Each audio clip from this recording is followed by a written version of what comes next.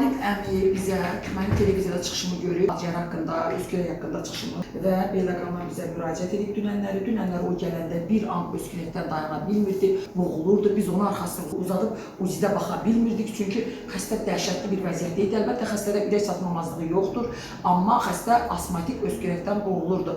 Bəlğəm ifraz edə bilmirdi. Elə dünən dərhal biz onu ambulator müalicə aldıq. O diaqnozunu dürüstləşdirdik. Həm xroniki böyrək çatmamazlığı var, həm də qanun laxtalanması var. Eyni zamanda laxtalanma bilirsiniz, burada asma ilə əlaqəlidir. Asma eyni zamanda ürəyi zədələyib, amma ürək çatmamazlığı yoxdur.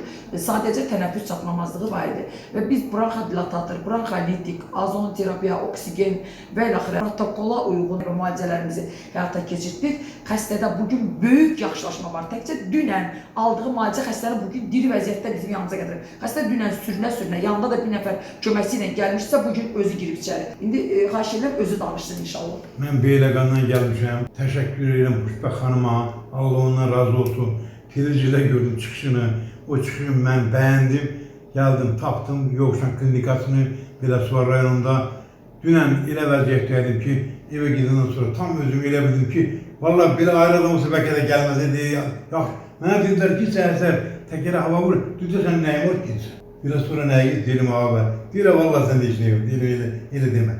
Böyük yaşatma, hamısını Xoşbəxt xanım üzərinə götürdü, yaxşı müalicə elədi. Axşam da çox rahat yatmışam.